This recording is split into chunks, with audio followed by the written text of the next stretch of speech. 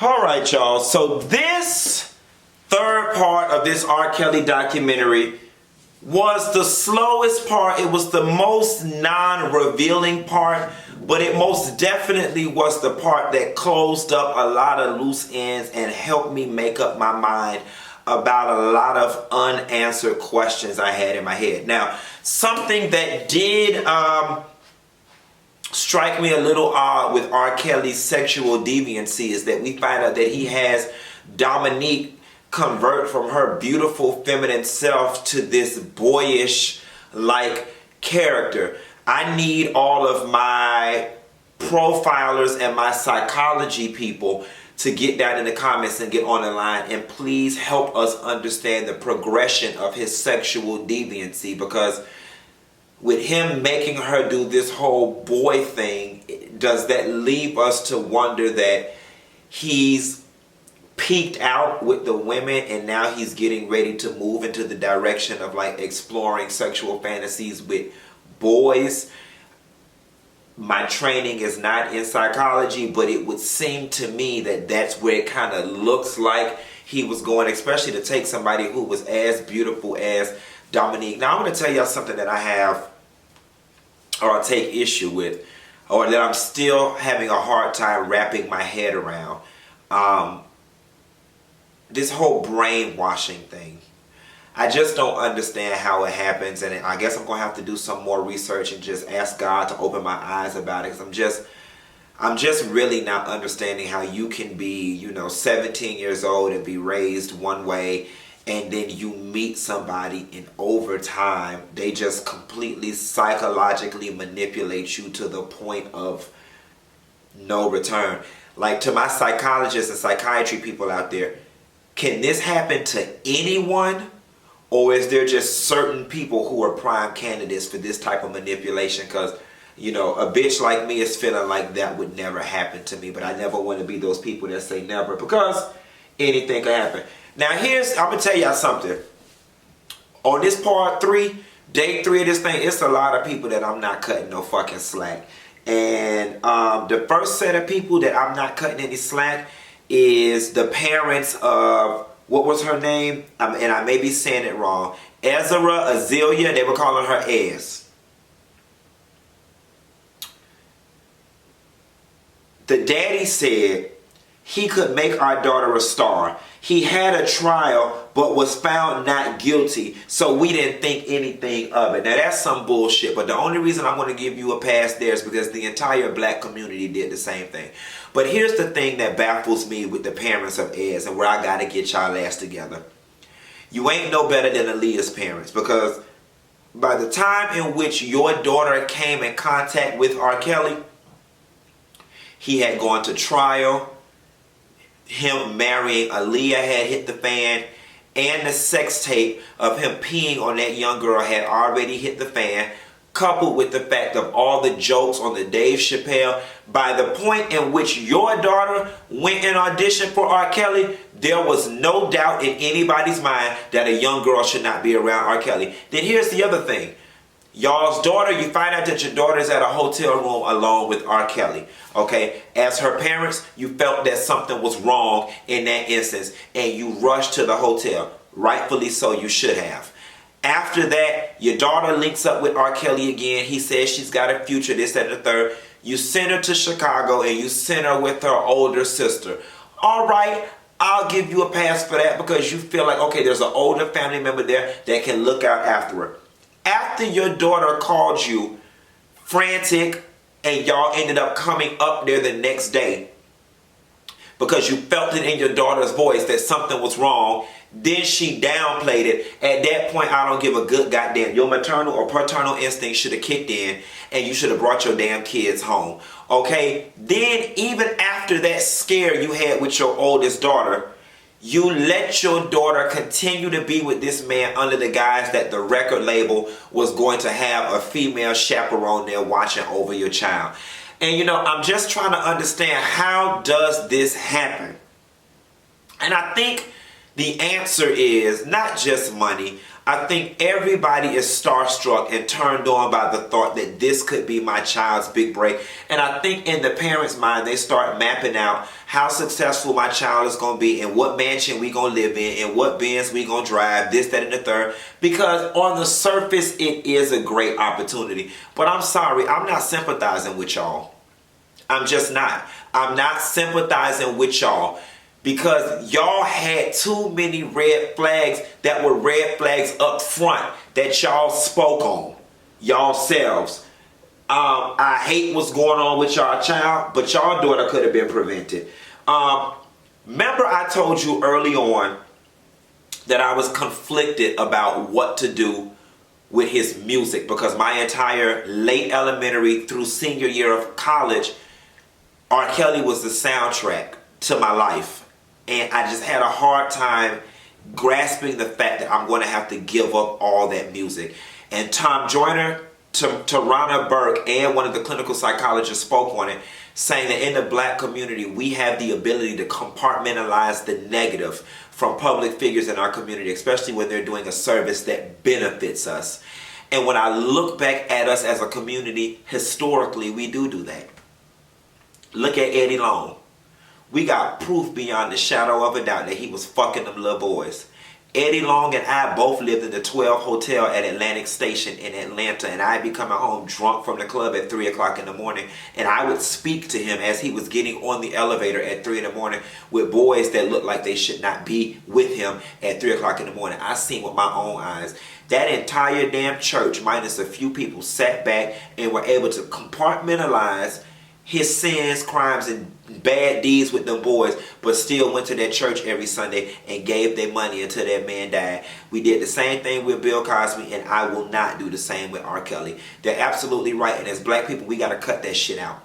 We got to cut that shit out, and for that reason alone, as much as I want to hold on to the music, Tarana Burke and the psychologist speaking on it has made me realize us compartmentalizing the negative and holding on to the part that benefits us or makes us feel good gives them license to continue to do what it is they're doing. And as hard as it is for me to do this, I have made up in my mind that I have to let R. Kelly's music go. I have to. I just can't. I can't live in this world and be the man I say I want to be and prioritize the pleasure that I feel from his music above the degradation and the damage that he has done to the community and to black women. And I think it's a point in our lives now where we have to, especially black men, we have to take a stance for our black women. And this is just a small way I can say, you know what, nah, I rock with my sisters. I can't listen to his music anymore. And I'm not, and listen, it's hard. I'm mourning. You know, and some of y'all might call me a dick or an asshole or whatever. It's going to be a mental and a psychological process for me. I've lost something. I'm giving up the soundtrack to my childhood. So I'm definitely going to mourn the loss of his music. And it is going to take me a moment to cycle him out of my psyche and my spirit. But I have to, because I can no longer support how we as a community compartmentalize negative behavior when we benefit from certain aspects of monsters in our community. Like Iyanla said, not on my watch, and I won't do it anymore. Thank you, Tarana Burke, and I forgot the African young man's name that was speaking, and Tom Joyner, who made me realize the shit we do in our community, and we need to fucking do better, black people. Kitty. Girl, let me get a little piece of drink for Miss Kitty. Cause Kitty ass, hold your line, Nessa. I got to get a drink for Kitty. That's how it's going. Let me, cause Kitty, here Kitty, here Kitty. Oh, Kitty. And Miss Asante. Here I go, Nessa. Just put my lime juice in here. Get ready to stir it up, because Kitty and the Santi finna get it. Especially Miss Kitty. Oh, you hold the line, Nessa. Hold the line. Here I come. Just put my soda water in there. Here I come. I'm closing up my Frigidaire right now. Let me stir it up. Here I come, Nessa. That commercial interlude was brought to you by Tito's, Rose's Lime, and Soda Water. Miss Kitty, let me tell you something. And y'all gonna have to go ahead and attack me, and Tarana Burke herself gonna have to call me and explain this bullshit right here.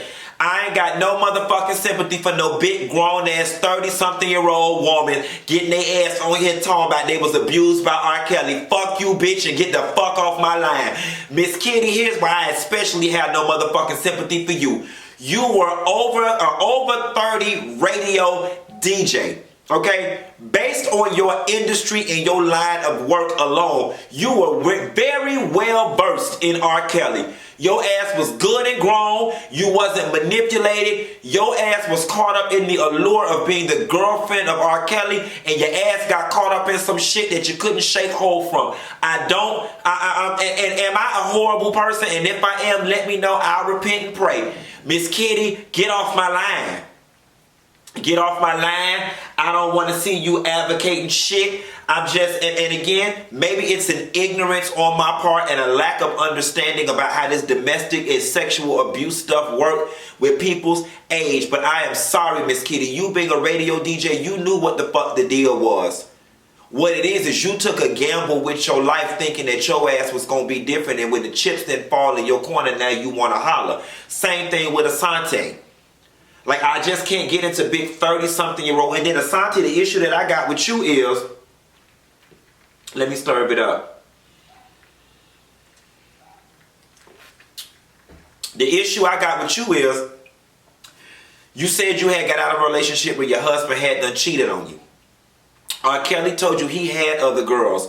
You were so caught up in the hype of being with the celebrity that you were willing to compromise everything you were about. And you reconciled it by saying, well, at least he told me. You know what I'm saying? Until he flew your ass out to that house and had you eating 15-year-old pussy and pissing on you, doing whatever the hell else he was doing with you. Then you want to holler, cry wolf, and I shouldn't have did this. You know, one thing I will give Asante is, you know, bitch, after you realized the coins wasn't going to flow in the way you thought they was, and you wasn't going to gain the notoriety from being his girlfriend, because, bitch, we ain't never heard of you. You had enough sense to pack your shit and leave.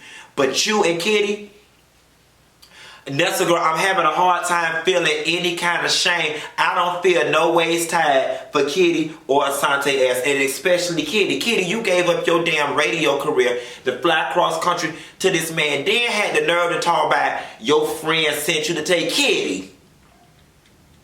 Now, Kitty, you was in your 30s when you met the man. I'm just turned 35 in August. You older than me, girl, and I seen the tape. And your ass ain't from Idaho. You from Dallas. You from the big city, bitch. You seen that tape. You heard about that tape, Miss Kitty. Come on, Kitty. Here, Kitty, Kitty. Here, Kitty, Kitty, Kitty. Oh, Kitty. Kitty, your bills must be backed up because you shouldn't have even signed up to be on this thing. Listen, y'all. I'm not trying to victim shame.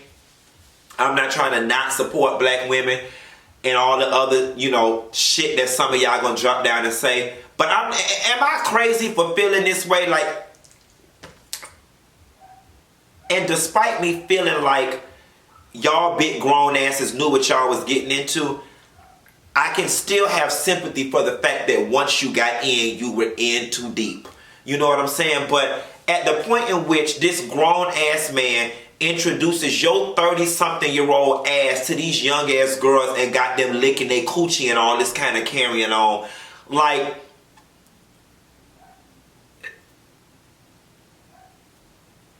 at y'all age, y'all got the resources.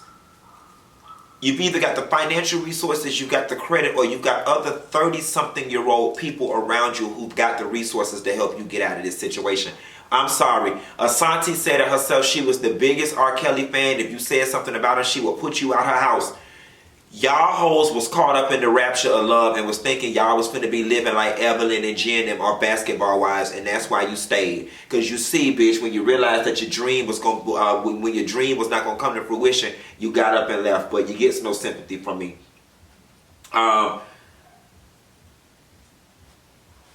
I forgot the mother's name, Dominique's mother's name, who came to Beverly Hills to do the documentary, then went to the hotel to get Dominique. She gets the mother of the century award. Now, I love when she found out that her daughter wasn't at that particular hotel. She asked the black man. See, black people, we gonna always break the rules, honey. We got a secret code being black. Girl, fuck what this policy say, bitch. Your daughter over there. Don't let my supervisor see you. But your daughter over there. She went over there. Shouts out to the hotel manager that broke protocol and at least took that lady upstairs to see her daughter. Now, here's where things get a little goofy for me. The daughter opens the door and she's all quiet. I guess she had to be quiet because Joycelyn is the equivalent of, what did they call, like the overseer on the slave plantation. She was like, shit, Joycelyn gonna snitch because R. Kelly got her mind completely wrapped up. Now here's where the mama, is a little different from me. Had it been my mama or my people, the minute that hotel door flung open and that daughter was looking reluctant, my people would have grabbed me by the shirt of my collar and dragged me back down the damn hallway kicking and screaming and would have physically put me in the van. They would have kidnapped me, okay? I get the fact that she's over the age of consent and, people say there's just much you can't do, but there's just a certain point where it's like, fuck the law. Like, bitch, this my goddamn baby, and bitch, I'm gonna fight to the end, and y'all motherfuckers gonna have to take me to prison because this bitch coming up out of here today. I'd have wrapped my hand, well, she didn't have enough hair. I'd have wrapped my fingers around the root of her goddamn head and pulled her ass down that hallway, kicking the motherfucking screaming. Joycelyn ass would have had to wake the fuck up, and I'd have said, bitch, is you coming or no? You know what I'm saying? And if not, carry your ass back in there and go to sleep. But my baby leaving with me today, bitch. Today. You could tell that daughter wanted to get away. She didn't know what the hell to do. And this Stockholm syndrome has really interested me. Like, y'all, I'm back in school now. Y'all, I told y'all that I'm back in college. But I'm thinking once I finish this program, I really want to go back for psychology. I always said if I could do life over again, I would be a profiler. I'm only 35 years old. Shit, I ain't got to wait to do life all over again. I could probably pursue that in the midst of pursuing this media stuff because I'm really interested in it. I'm really interested in this psychology stuff. The daughter told her to come back. She came back. So I'm curious to know who called the police. I'm assuming it was probably Joycelyn in R. Kelly's camp that called the police and said that that girl was not her daughter and that she was trespassing. And of course, the hotel man, I just work here. If this is what's said and the police is called, I just have to follow protocol. I'm not mad with him. When that woman gets to did that award, she went back to that van. Mama didn't know what to do. Mama said, fuck that shit. Bitch, I don't came too goddamn far to leave me, okay? I knew the Lord that brought me this far to leave me. I'm finna go in there and get my goddamn baby. Y'all hoes gonna have to arrest me. Yes, God. Yes, God. Yes. And while I'm not blaming Joycelyn's parents, at the point in which that woman called y'all and told y'all where y'all daughter was at, why wasn't y'all ass on the next thing smoking to that goddamn hotel? And if you didn't have money to fly, you should have got a $36 Greyhound ticket. Get there if you can. In the words of Alita Adams, I need you right here, right now, right by my side. Yeah, yeah, yeah, yeah. Get here if you can. If both of y'all couldn't have came, one should have. I just, and I get that Joycelyn is grown, but we would have had to get there to get our damn baby. Her daughter met her that girl was scared. Her daughter met her in a bathroom stall, baby. And she came and got her daughter and ran out of there. I cried on that part. I cried, oh, oh, oh, oh, oh. And for that, and the tears, Lenny. And for that moment to be captured on camera. Now, it was disturbing as hell to me in the documentary at the very end in the credits that 3 days later, Dominique went back. But then she came back for good. Again, because we've never been through it, I don't understand it. For the life of me, I'm like, what the fuck you mean she went back? Like, damn, this man has got this much fear in y'all and got y'all that damn brainwashed. Like the man said, the technical term is psychologically manipulated. I am really curious in studying this psychological manipulation because it would seem to me that at the point in which you escaped and were in the confines of home, that you would have been good. You went back? Wow. And it's easy for us to sit here and judge because we don't understand it. We haven't been a part of it. And I do want to sit here and call them all kinds of stupid. But I'm smart enough to recognize that they are victims and there are just things about this situation that we don't understand.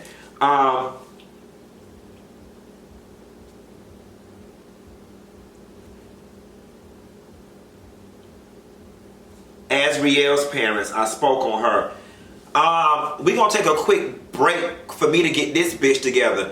Charlemagne the God, I'm sorry, sis. This is the wrong documentary for you to be participating in. I just don't understand. It would just seem to me, after what was going on in your personal life, whether you were found guilty or not of sexual misconduct, that you would have just chosen to have stayed away from this one. I already slightly feel a way that John Legend is participating in this. I don't know why. A large part of me feels like, just mind your business. You really have no ties to this, so why are you speaking? But some would argue that more people like John Legend need to speak out. I'm just still kind of like, John, nobody else wanted to when you did, and maybe that's a good thing. I don't know. I'll save that for later commentary. But Miss Charlemagne the God, I'm sorry, sis. I don't want to see you speaking in the sex documentary. I don't. Especially considering the allegations that were out there about your ass. This just not one of the ones you could speak on, sis. I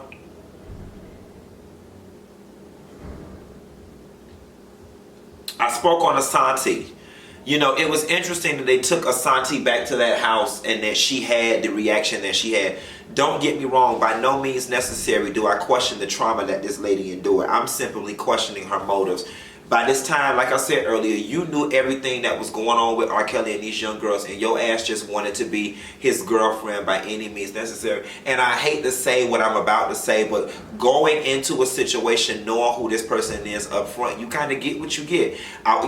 The nigga ghetto part of me want to be like, you got what you deserve, but you can't say that type of shit to people because that's harsh.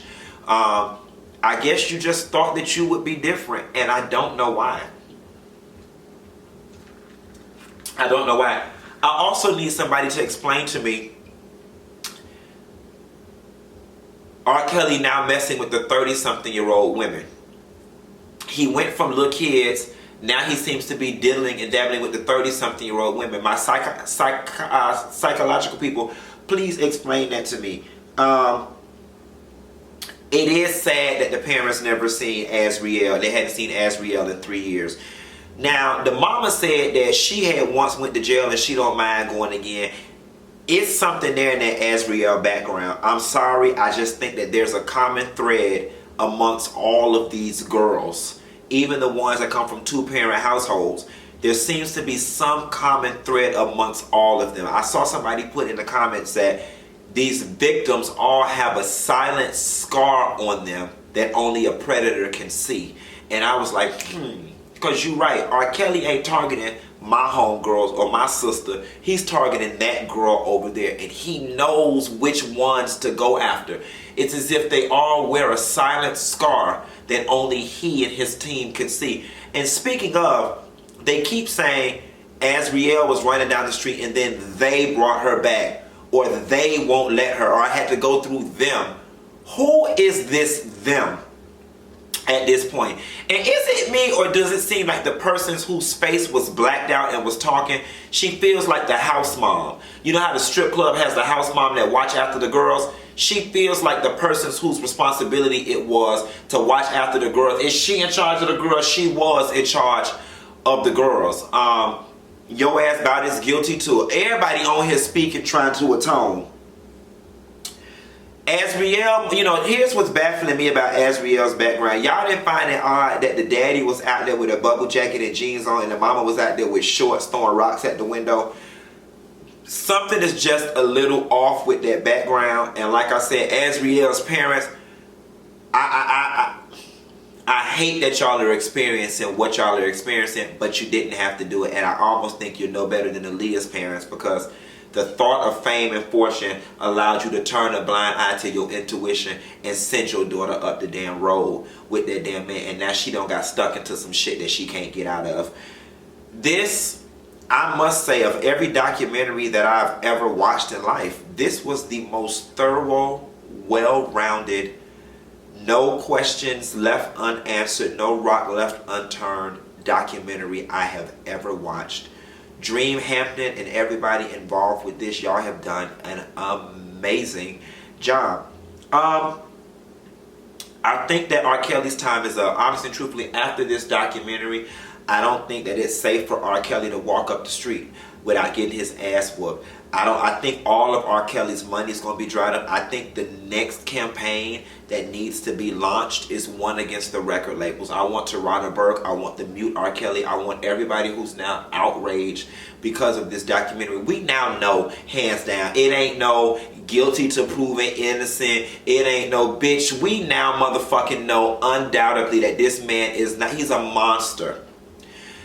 It's now time for us to hold these movie studios and these record labels accountable, because at the end of the day, they've turned a blind eye to it. As long as he's bringing in money on the roster and on the balance sheet, that they don't give a damn about what they do. They've done the compartmentalization thing too. His private life is his private life, as long as he keeps bringing us in millions. But no, because it is the money that they are giving him that is fueling this predatory behavior, and we have to start cutting these fish off and these snakes off at the head. We can't keep addressing it at mid-level, at the very top. We need legal reform, and we need to start, whatever record label he signed, if they don't drop his ass, we need to boycott the fuck out of them and every artist. And by doing that, we put pressure on those artists that are on that label for the label to do something, or they're going to leave, or it's going to affect their coins. It can have a big snowball effect. Could you imagine if we launch a national boycott against whatever label R. Kelly is on? Then that means whatever other artists are on that label are going to be looking at their label heads like, drop him or drop me, because this is bad for us. And once they feel that pressure, their ass will do what is right. I don't see R. Kelly getting booked anytime soon. He was already being booked on the affordable old school concerts anyway with Stephanie Mills and Mint Condition. It ain't like he's been super duper relevant or popping in these last couple years. No way. But I don't foresee R. Kelly being booked. And honestly and truthfully, if I was R. Kelly at this point, and I'm not being funny, whatever girls that's left with him, I would either put them on a plane and send them back to their respective homes, or corral their ass up in a van and drop their ass off somewhere and be done with this shit, because you have been exposed, brother. You're going to have to move from that studio. I wouldn't be surprised if people standing out there now, the whole TMZ standing out there now to see who coming in, who coming out, and where y'all going. I'm surprised the FBI is not going to launch an investigation. I'm surprised the Chicago PD is not going to launch an investigation. I'm sure that there are a lot of citizens out there, though, that's going to be ready to fucking get your ass together. Your day is done, my brother. Your number is up. Farewell to your good riddance. I am going to miss your music. I am, and I am going to take the necessary time needed to mourn for the loss of your music, but it's a wrap for you, baby. Andrea Kelly, you know, you got some explaining to do.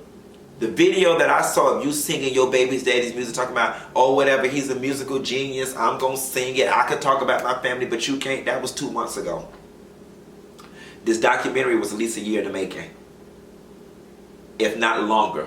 So those confessionals and shit that you did were prior to this video that you did singing his songs. It may have been a Freudian slip, you may have been drunk, you may have just been feeling good and reminiscent, but it makes you, it kind of invalidates some of the pain that you said you endured and some of the sympathy that you've tried to solicit from the public when we see you singing and celebrating and referring to him as your baby daddy. That's my baby daddy. I could talk about him, but you can't. That's a hood girl defense. You're being in defense of him, and I'm just saying you need to figure out a way to clean that shit up ASAP. Nessa girl, I'm finna get off the line. I'm thinking about doing the Married to Medicine review from tonight's reunion live immediately following. I'll let you know a little later. All of y'all who are new to me, please be sure to like and subscribe to my channel. I've got a lot of excellent content planned for you guys in 2019. I got a big surprise, Nessa girl. A big surprise that I'm going to reveal for y'all in the next upcoming weeks. And I'll talk to you later. Enjoy your Sunday.